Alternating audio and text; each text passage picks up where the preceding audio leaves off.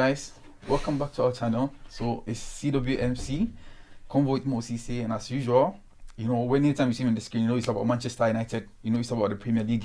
And I'm here today with a special guest. He's not even a guest because he's someone behind the scenes, but today I've managed to bring him right with me here. So I'm just gonna let him introduce himself. So, Mr. Man. Right, guys. So my name's DISHANT, and all you need to know about me is I'm a massive Man United fan with a tattoo on my hand. Go United. Let's go. Let's go in. So, interesting run for United. Yeah. Looking at like our games from January to now, we've not lost a game. Well, It's been a good run for United. That's what I was always talking about, that we will hit form as soon as we get all of our first team players back. You look at Martinez coming back, Luke Shaw coming back, Casemiro coming back, all these massive players. I think for us, the biggest players last season were Casemiro, Bruno, Rashford, Luke Shaw, and Martinez. But we haven't had three of those for a majority of our season, so of course we're going to struggle. And I knew as soon as they come back, we're going to have a better form of... Ten Hag said that, like, don't judge me now, judge me when all my players are back. Yeah, that's when you can judge me. I've seen the results on the pitch now. Now that we're having Casemiro back in the midfield, having like Bruno Fernandes, Casemiro, and Kobe Menu playing, like, you can see what Ten Hag said. But this weekend we're taking on Luton, traveling to Luton. I'll be going to prediction. Oh no, because one thing that I've learned as a United fan is that you can never be too confident against any team, and this game particularly, I'm not really in the highest spirits because we don't have Luke Shaw. Possibly he may come back, we don't know. Lisandro Martinez is out. Casemiro is still a bit rusty, and then Luton away is a very, very tricky fixture. Very tricky one, yeah. I'll tell you why, because Liverpool nearly lost there, but they equalised in the last minute, so it was 1-1. Spurs nearly lost, drop points there as well, but they got a result in the last minute as well. City only won by 2-1. Chelsea were very close to losing, dropping points there as well. And even if you look at Arsenal, again, they scored in the last minute to win the game 4-3. Luton, but I don't think they're a bad team. Even look at the last 5 games, because so they played Sheffield United, they lost 3-1 to Sheffield United at home. They played 4-4 with Newcastle away. They beat Brighton 4-0 at home. And then they played 1-1 Burnley, and then they lost to Chelsea, as you've seen, by 3-2. So we going in our last 5 like Premier League games. The last time we lost was to Nottingham Forest. Yeah, that's away. And then we came to do 2-2 with Tottenham at home. We went on to beat Wolves by 4-3, and then we smashed West Ham. I'm always happy about that one. And then we did Aston Villa as well 2-1, and that was a big one, beating Aston Villa at home.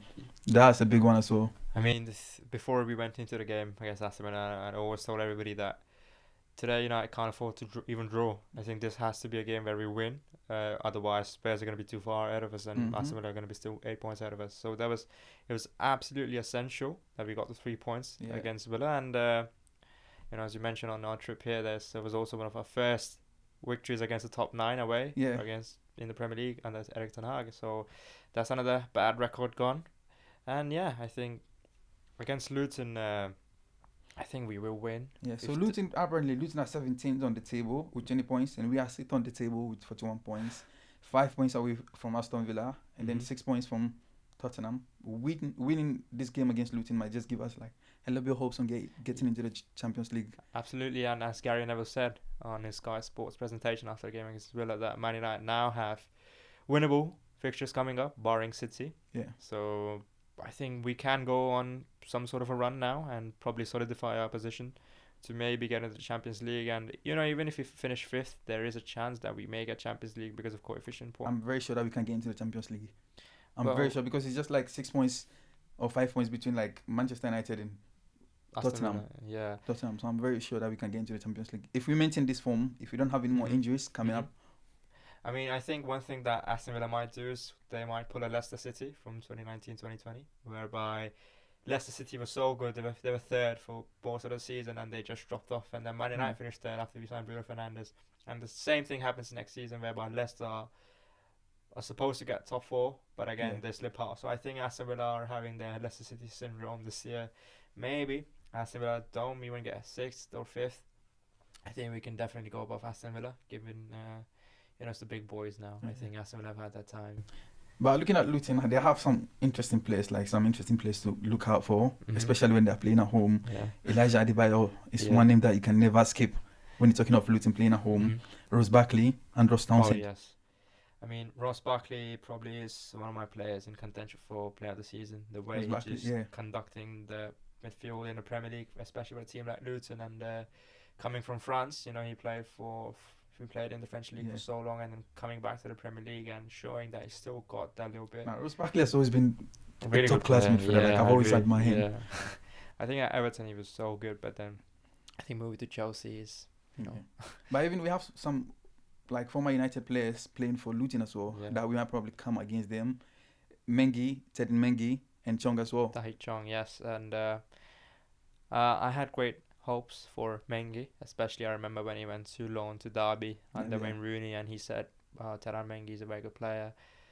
And I really had high hopes for Terran Mengi to come in and be, the next big centre back at Man United. But hey, man, I just want to wish him the best. But if you have to predict it like a starting 11 for Sunday, who will you go for? For Man United? Yeah, even with like Luke Shaw is like doubtful. Yeah. Because yesterday during the press conference, Ten Hag mentioned like, okay, Luke Shaw is doubtful. Aaron Wan-Bissaka is off. He had a little setback at training as well. Malacia is still not back, and Mason Mount as well. I think yes, that's the biggest question. That's the $1 million question. How do we fix the left back problem? The left back position, yeah. So I think the goalkeeping position picks itself. Also with the centre backs, Harry Maguire and Rafael Varane. It will be interesting to see. But Harry Maguire has been he's been an underdog. Yeah, I see him to be as underdog. Like he doesn't get a lot of credit because seeing our centre back this season, I think Harry Maguire has been like the mastermind behind everything going in the centre mid. Even though like he made a lot of mistakes last season, but this season I think he's in very good form. I think Harry Maguire also gets help by playing with good players next to him.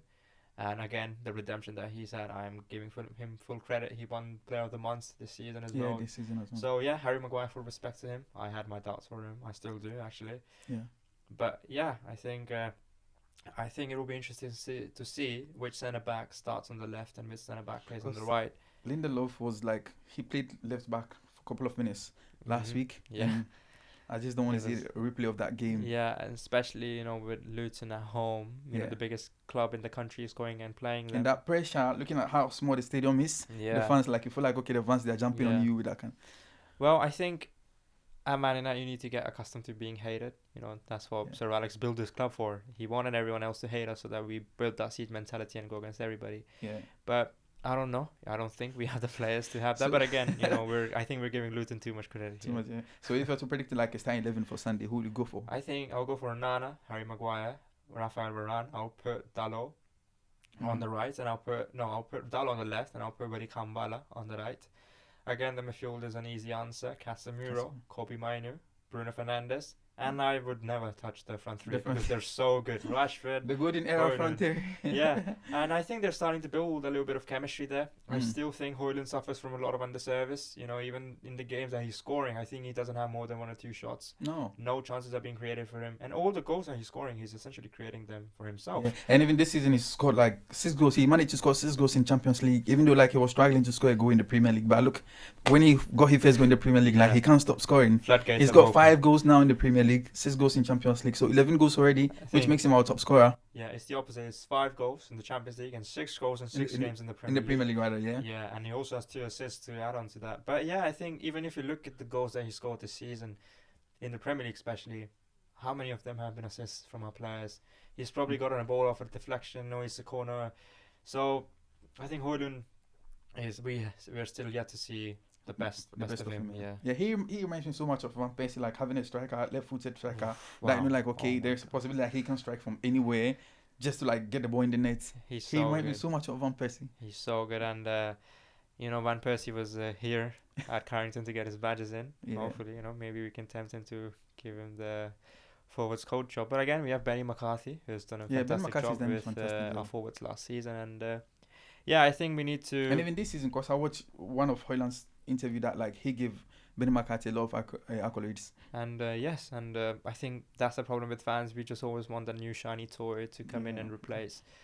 But I think at this point we should be patient. Man United fans, I think this season's been a write-off, and we can only hope that we can get the Champions League. And if we get the Champions League, we will definitely get the Champions League.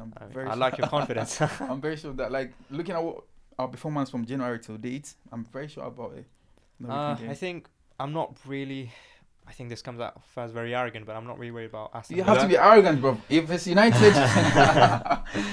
But yeah, I mean, I think the team that I'm worried about is Tottenham Hotspur, Tottenham because Hotspur. now they have most of the first team back, and they Yeah, play. Madison is back, and then Bissouma is back from AFCON as well. Yeah, and they've And got then Richarlison is scoring now as well. He's found his scoring form. 7 goals in 7 games, Yeah. I think, and they've got the first choice centre back partnership back as well. So I think Tottenham Hotspur will be hard to.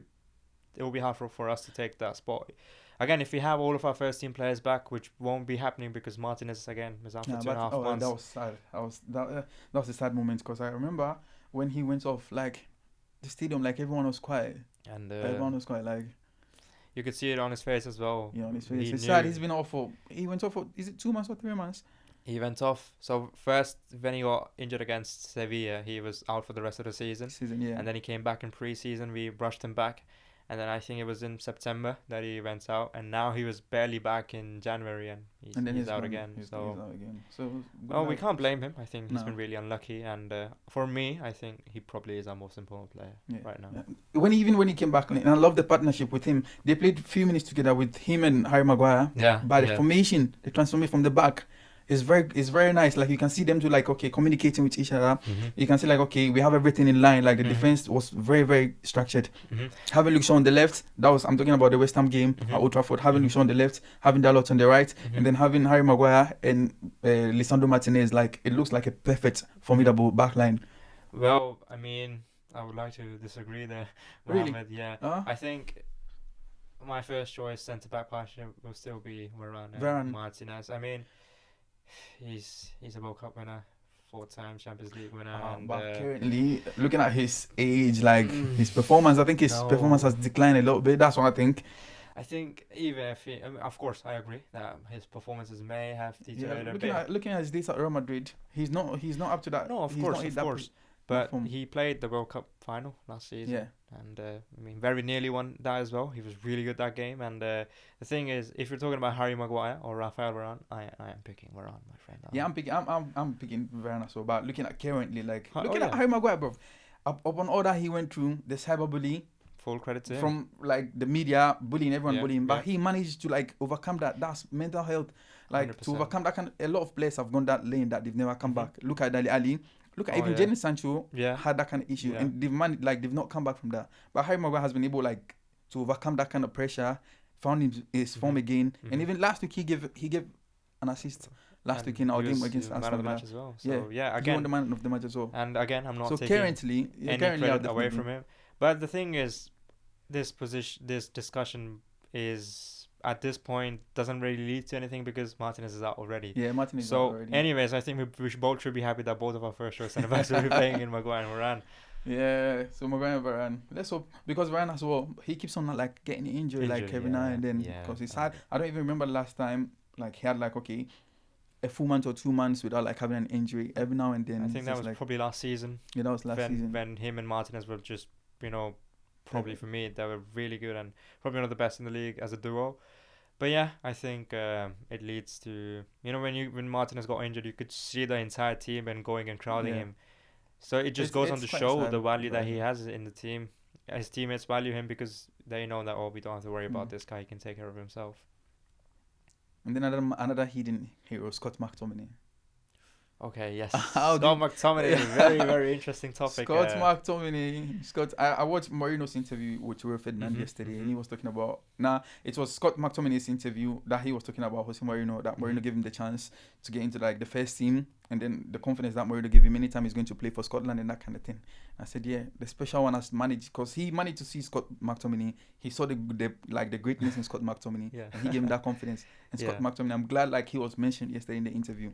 Yeah, and one thing, I have a conspiracy theory that I think Jose knew that Fellaini's time was coming to an end at Man United, because I think at that point he was maybe 31, 32. So he realized he needed a new Fellaini type player, and Scott McTominay's got a similar build. He's got similar qualities. With Fellaini. I think Scott McTominay is probably the worst case of misprofiling a player. His assets, the most valuable assets that he has, are up front. Even when he used to come up against Leeds and always score, he was always as the advanced number 8 who would go in the box and score. He has a great shooting boot. Yeah. He's a very good player. But the thing is, I think he's a case of misprofiled player, and I think the only manager that has seen Using McTominay for what he is, I think, is Ten Hag, because Ten Hag, yeah. he always brings him on. He always tells him to play as the second striker, play for Hoyland, and he always does the job. 7 goals in the Premier League. Yeah, I think Oh Ten my Hag God. has this thing like he managed to get the best out of the players. Look at Wan-Bissaka. Yeah. He's got the best out of Wan-Bissaka because Wan-Bissaka about season or last 2 seasons, like everyone was writing him off that he wasn't even good. He didn't get the chance to like get into the England squad, and everyone was like, no, he's just defensive. Compare him to Alexander Arnold is like something unacceptable. You can't even compare them to because like he's just defensive minded. But now you can see like he operates when we are going forward, and he's always defensive, which is defensive, no question about that. But offensiveness, he's improving a lot. And that's Ten Hag. I think he's a very intelligent player as well. I don't No, think he's he gets the very credit that he intelligent. deserves. You know, when you look at our build-up play when Van Bissaka's playing, he's so calm. And And he's very confident of the ball as well. And I've seen him most of the times when he gets the ball in a tricky situation, he always gets out as the winner. He's good with the ball as well. I think really good with the ball. Yeah, and I think he's a victim of not looking the most posh, not looking the most techie on the ball. You know, he doesn't look very flary on the ball, and he looks a bit awkward on the ball, but he still does the job. I don't really mind if my player looks awkward on the ball, as long as he's getting the job done. I'm very happy with him. Yeah. And yes, Van Bissaka, but you know, the way Diogo Dalot is playing right now, I don't think you should really talk about Van Bissaka.